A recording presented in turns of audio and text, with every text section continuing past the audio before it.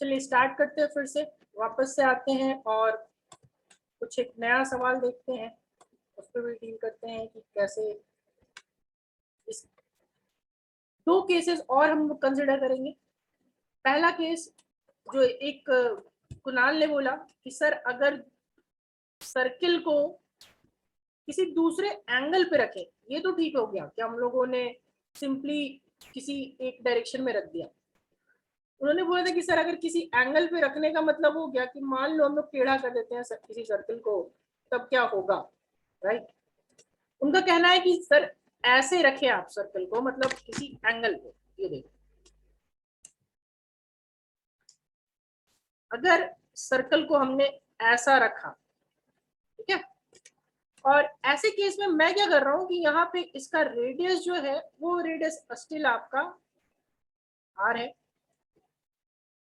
और जो electric field है वो मैंने लेके चला, यहाँ पे सवाल में दिया हुआ रहेगा, ये एक्चुअली सवाल में दिया हुआ रहेगा कि आपका इलेक्ट्रिक फील्ड का डायरेक्शन किधर है, ठीक है। तो ये इलेक्ट्रिक फील्ड का डायरेक्शन इस साइड में यानी एक्स एक्सिस में, और इसके बीच का एंगल, ठीक है, जो है वो मैं लेके चल रहा हूँ दिस एंगल, ये आपको दिया हुआ रहेगा, सवाल में ही दिया हुआ रहेगा, राइट।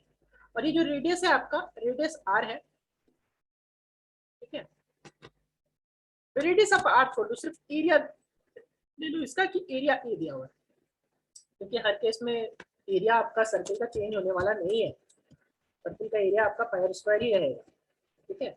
इसलिए मैंने एरिया को एरिया ही मान लिया, और यहाँ पे ये वाला एंगल जो है, ये एंगल मैं मान के चल रहा हूँ कि आपका 45 डिग्री, ठीक है। अब ऐसे केस में सबसे पहले आप लोग फ्लक्स निकाल के बताओ। पहला काम आप लोगों का होगा थीटा की वैल्यू फाइंड करना। थीटा फाइंड कर लोगे तो बाकी चीजें वैसे ही निकल जाएगी, ठीक है। पाई का वैल्यू आपको निकालना है, पहले तो आप लोग थीटा की वैल्यू बता दो। 180 माइनस 45 होगा क्या sir? Sir 45।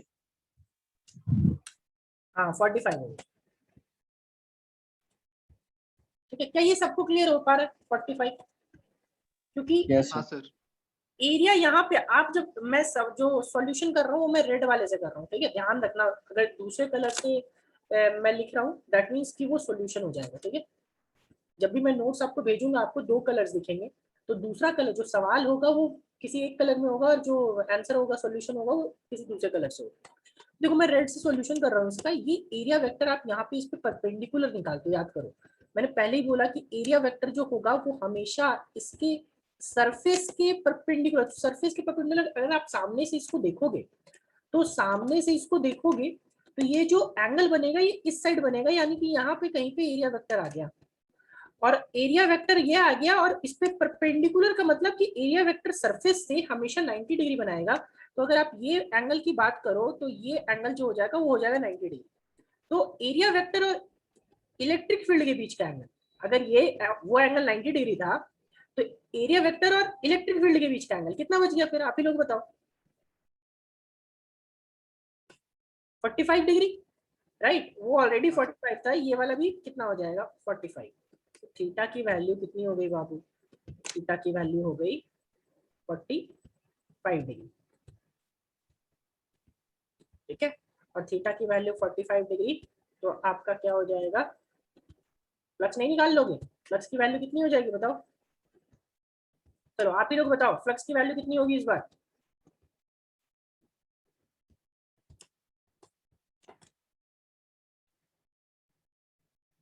E into pi r square by root 2, yes exactly, E into pi r square by root 2। अगर रेडियस इसका r दिया हुआ है तो, रेडियस नहीं दिया हुआ है a दिया हुआ है, तो हम लोग a को टर्म छोड़ देंगे, ठीक है। ध्यान रखना मेरी बात को, मैं फिर समझा रहा हूँ कि अगर आपको रेडियस नहीं दिया हुआ, जैसे इस सवाल में मैंने रेडियस नहीं दिया हुआ, तो रेडियस नहीं दिया हुआ तो आप चाहो तो आप इसको a के टर्म्स में छोड़ सकते हो, ठीक है। तो a के टर्म्स में छोड़ दो, जो सवाल में दिया हुआ रहेगा आंसर भी उसी के अकॉर्डिंग देना। जैसे यहाँ पे आ जाएगा ई ए कॉस 5, कॉस थीटा यानी कॉस 45 डिग्री, और कॉस 45 का मतलब हो गया 1/√2। तो आप इसका आंसर जो है वो ई ए बाई √2 में भी छोड़ सकते हो। और अगर रेडियस दिया हुआ होता, जैसे मैंने इस सवाल में रेडियस दिया ही नहीं है, तो मैंने रेडियस नहीं दिया है तो आप आंसर यहीं तक छोड़ दोगे। लेकिन अगर रेडियस दिया हुआ रहता तो फिर हम लोग क्या करते, इसको रेडियस के टर्म्स में रहने देते, यानी e times of pi square by √2। ठीक है, e times of pi square by √2। Kunal, आपका डाउट खत्म?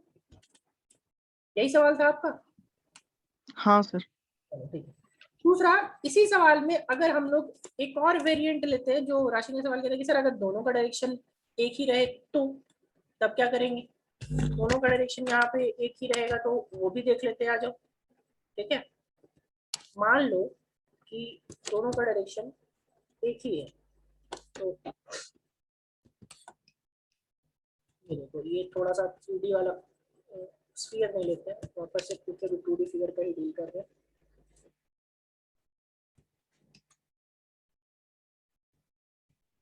ये देखो, इस पे आ गया ये हमारा यहाँ पे इलेक्ट्रिक फील्ड का डायरेक्शन आपको पहले ही दिया हुआ होगा, राइट।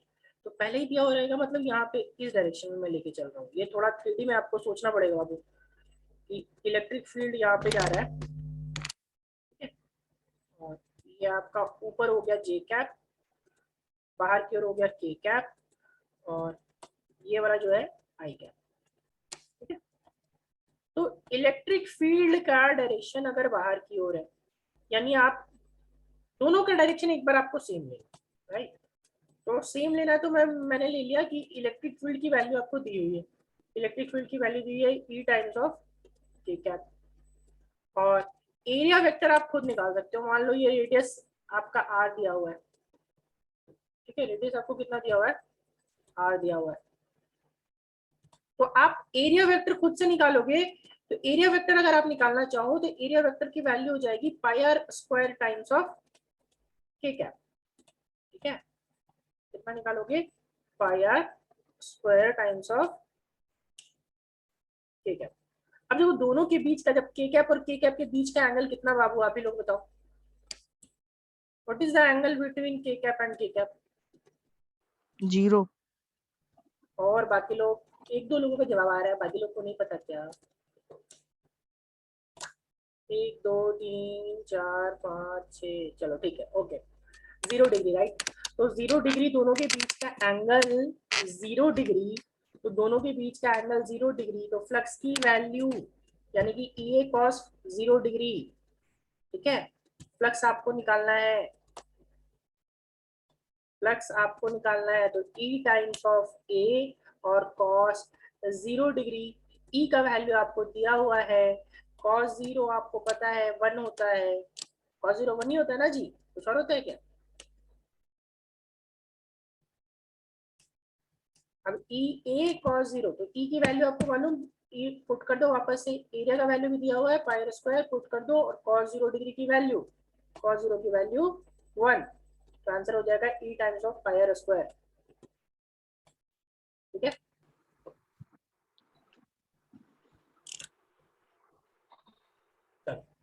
अगला सवाल पे आते हैं।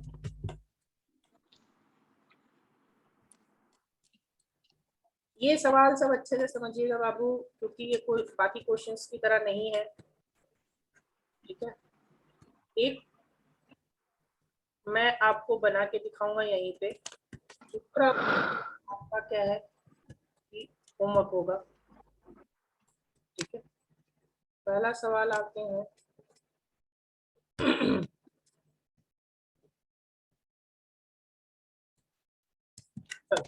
वापस से याद करो, मैंने एक आपको क्यूबॉइड बनाया, क्यूबॉइड या क्यूब का दिया था एग्जांपल, उसमें क्यूब में टोटल एरिया वेक्टर जो आपको बनवाया था, ठीक है, तो वो एरिया वेक्टर आपको बनवाया था 6, कि जब भी क्यूब लेंगे या क्यूबॉइड लेंगे, क्यूब या क्यूबॉइड के केस में जो एरिया वेक्टर बनता है वो 6 बनता है, राइट। तो 6 बनता है, तो हम लोग उसी को लेकर डील करेंगे।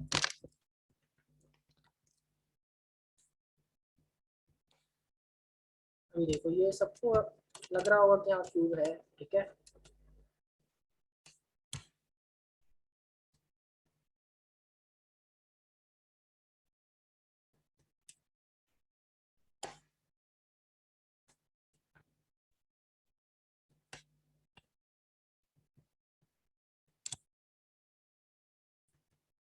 चलो इसके एरिया वेक्टर तो 6 होगा।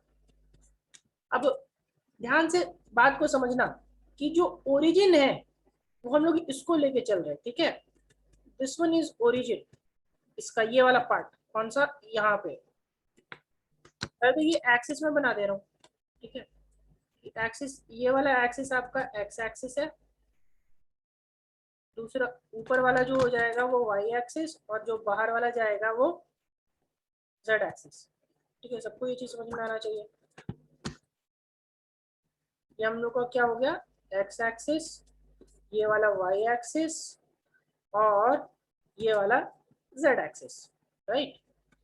अब बात आती है कि आपको सवाल में दिया हुआ है इलेक्ट्रिक फील्ड, कि इलेक्ट्रिक फील्ड की जो वैल्यू है वो आपको सिर्फ एक डायरेक्शन में, एक डायरेक्शन का मतलब हो गया इलेक्ट्रिक फील्ड की वैल्यू दी हुई है e times of I cap, ठीक है।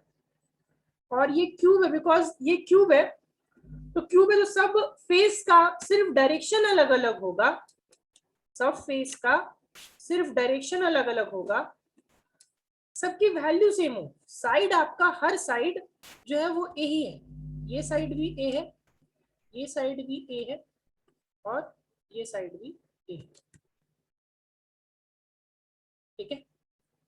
पूछ रहा है what will be the net flux, net flux की वैल्यू कितनी होगी, कोशिश कीजिए। नेट फ्लक्स की वैल्यू ई इंटू ए बोल रहे हैं, नहीं, सोचो फिर से।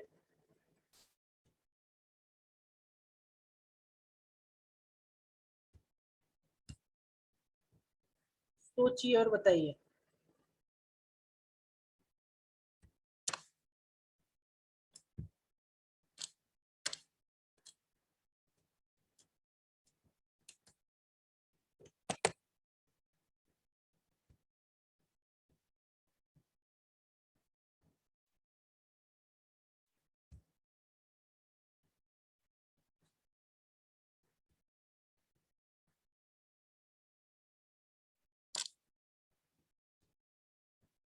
Zero zero zero zero zero zero, maximum लोग का जवाब जीरो आ रहा है, ठीक है। तो मैक्सिमम लोग का जवाब जीरो आ रहा है तो बिल्कुल सही। जीरो इसलिए होगा क्योंकि यहाँ पे पहले तो टोटल अगर आपको याद हो तो इसके मैंने 6 फेसेस के 6 अलग अलग एरिया वेक्टर्स निकलवाए थे, ठीक है। 6 अलग अलग एरिया वेक्टर्स अगर आपको याद हो, मैंने इसीलिए उस दिन निकलवाया था क्योंकि सवाल उसी पे मैं देने वाला था। देखिए यहाँ पे इसके फेसेस के 6 अलग अलग एरिया वेक्टर है ना। देखो अगर आपको याद हो तो ए स्क्वायर के कैप, ए स्क्वायर माइनस के कैप, सारे मिल लिया था, यही वाला, ठीक है। यही सवाल है ना जी, कोई और सवाल है क्या।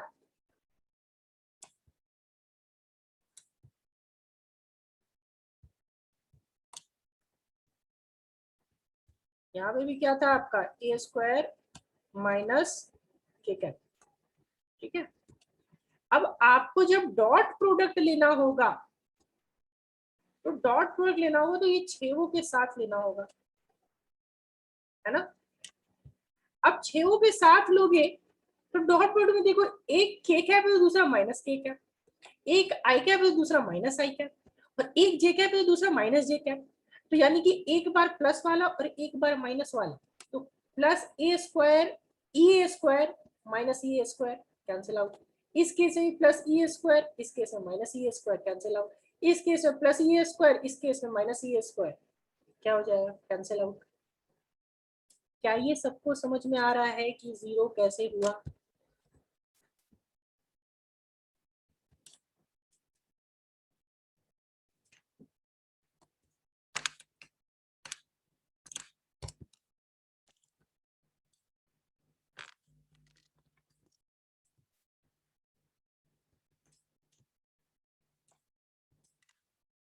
किसको किसको नहीं समझ में आया, राशन को एक नहीं समझ में आया, और बाकी लोग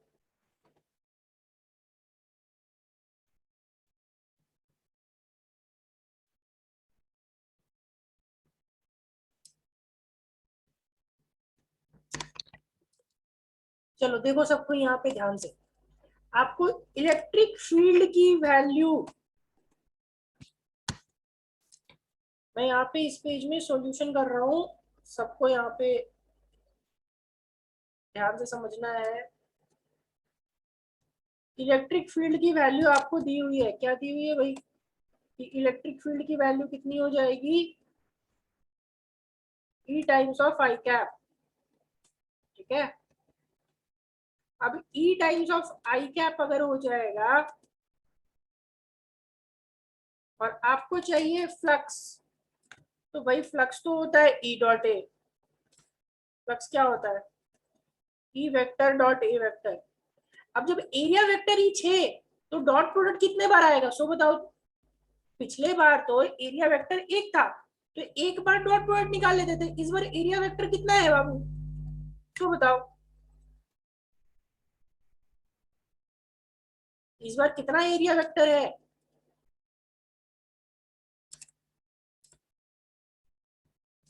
6 एरिया वेक्टर, तो डॉट प्रोडक्ट भी 6 बार आएगा। यस एग्जैक्टली, तो डॉट प्रोडक्ट भी 6 बार आएगा। अब डॉट प्रोडक्ट का मतलब कि यहाँ पे एक बार आप E का करोगे A1 के साथ, फिर E का करोगे A2 के साथ, फिर E का A3, फिर E का A4, E का A5 और E का A6 के साथ। तो आप लोग बताओगे आई कैप डॉट के कैप क्या होता था बाबू, आई कैप डॉट के कैप क्या होता था,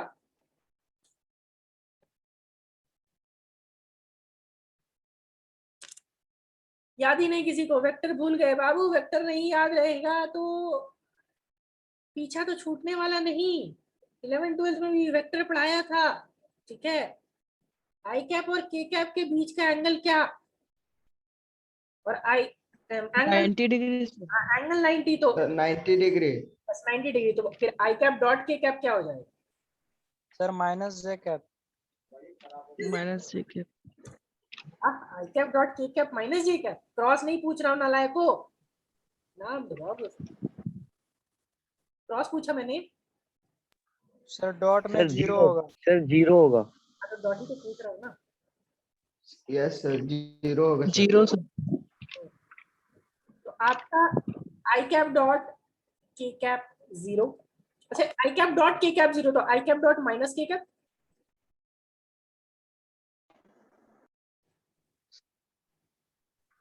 वो भी जीरो होगा सर। यस एग्जैक्टली, याद करो यस सर, जीरो होगा। सिर्फ आई का आई के साथ लेना है और आई का जे के आई का आई के साथ लेना है या माइनस आई के साथ लेना है, ठीक है। तो बाकी तो आपको समझ में आना चाहिए कि के कैप A1 के साथ 0, A2 के साथ 0, A5 के साथ क्या होगा फिर बताओ तो, आई डॉट जे क्या होता है बाबू, जीरो। 0, और फिर I dot minus J cap क्या होगा, zero. Zero. Yes exactly. Zero. तो आपको समझ में आना चाहिए कि इलेक्ट्रिक फील्ड की प्रोडक्ट अगर आप A1 के साथ निकालोगे तो भी 0 आएगा, A2 के साथ निकालोगे तो भी 0 आएगा, A5 के साथ निकालोगे तो भी 0 आएगा, A6 के साथ निकालोगे तो भी 0 आएगा। तो उन सब के साथ तो निकालने का सवाल उठता ही नहीं है, उसको तो छोड़ ही दो कि सर वो तो आपको खुद ऐसे ही देख के समझ में आ रहा है कि आई कैप डॉट के कैप 0, आई कैप डॉट माइनस के कैप 0, निकालने का जरूरत नहीं, छोड़ भूल जाओ। आई कैप डॉट जे कैप 0, आई कैप डॉट माइनस जे कैप 0, ठीक है, उसको भी निकालने की जरूरत नहीं, भूल जाओ। हाँ, आई कैप डॉट आई कैप क्या होता है, आई कैप डॉट आई कैप की वैल्यू कितनी होती है, 1 नहीं, तो 1 आई कैप डॉट आई कैप 1 होता है, आई कैप डॉट माइनस आई कैप -1 होता है। हाँ, तो A3 और A4 के साथ निकालने का जरूरत पड़ेगा, तो A3 और A4 के साथ जब निकालने का जरूरत पड़ेगा तो आप यहाँ पे लिखोगे इलेक्ट्रिक फील्ड E डॉट और साथ में क्या A4, A4 का वेक्टर A4 के साथ अपने को निकालना पड़ेगा क्योंकि वो आई कैप है, ठीक है। दूसरा A5 के साथ भी निकालना पड़ेगा, क्यों, A5 के साथ भी इसलिए निकालना पड़ेगा क्योंकि वो भी आई कैप के टर्म्स में है। तो एक बार लोगे E dot E vector dot A4 vector और दूसरे बार लोगे E vector dot A5 vector, A3 vector, ठीक है, एक बार A3 और एक बार A4। आप A3 पहले भी ले सकते हो, कोई दिक्कत नहीं है, ठीक है, मैंने बाद में ले लिया एक्चुअली। तो A3 और A4। अब जब आप A4 सर ए स्क्वायर, सर ए स्क्वायर हो सकता है? बिल्कुल नहीं, 0 होगा आंसर। आप A4 के साथ लोगे तो A4 के साथ हो जाएगा E स्क्वायर आई कैप डॉट माइनस आई कैप। A4 के साथ जब लोगे तो E स्क्वायर और आई कैप डॉट माइनस आई कैप, तो i cap dot minus I cap होता है -1 आई कैप डॉट क्या होगा माइनस आई कैप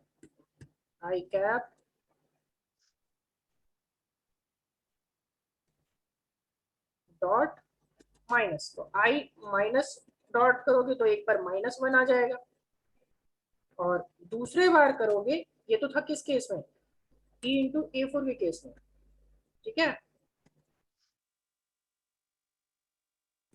दूसरा जब करोगे आप तो E इंटू A3 वाला, तो A3 वाला करोगे तो E स्क्वायर ही आएगा, लेकिन A3 वाला के साथ करोगे तो प्लस आई कैप, तो प्लस आई कैप करोगे तो i cap dot i cap, i cap dot i cap कितना होता है बाबू, 1 होता है, ठीक है। तो एक बार आई कैप डॉट आई कैप करोगे तो 1, और एक बार आई कैप डॉट माइनस आई कैप करोगे तो -1। तो आपका हो जाएगा, एक बार होगा ई ए स्क्वायर और दूसरे बार होगा माइनस ई ए स्क्वायर, तो फाइनल आंसर विल बी 0। यहाँ पे अगर आप फाइनल आंसर निकालोगे तो ये आई कैप डॉट माइनस आई कैप क्या हो गया, minus times of E A square, और दूसरा वाला plus times of E A square minus E A square plus E A square. Final answer कितना, 0।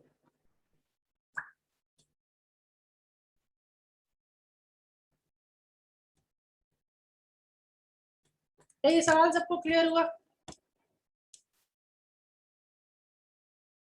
Yes sir.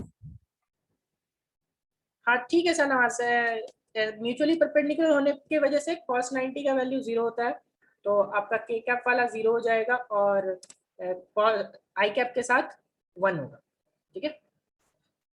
क्या ये सब सवाल सबको क्लियर हुआ? जिनको क्लियर है ऑप्शन में जाए, ऑप्शन में जाकर के यस करें। ऑप्शन में वहां आपका आ रहा होगा यस और नो का, जिनको क्लियर है यस का बटन दबाएं।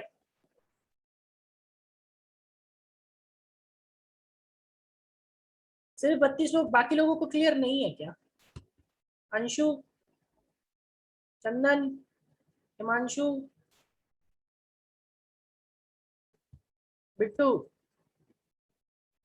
और कौन कौन है, मुशर्रफ, अनुज, रुपेश का फोन से है अनुज, बताओ।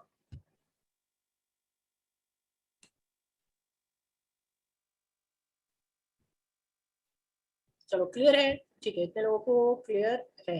आप लोगों को क्लियर है मुशर्रफ और अनुज और हिमांशु, तो आप लोग ऑप्शन में जाके यस करो ना। फिर ऑप्शन में जाके यस क्यों कर रहे हो, यहाँ लिख क्यों रहे हो? वहीं मोर में जाकर के देखो, ऑप्शन में आता होगा ना यस।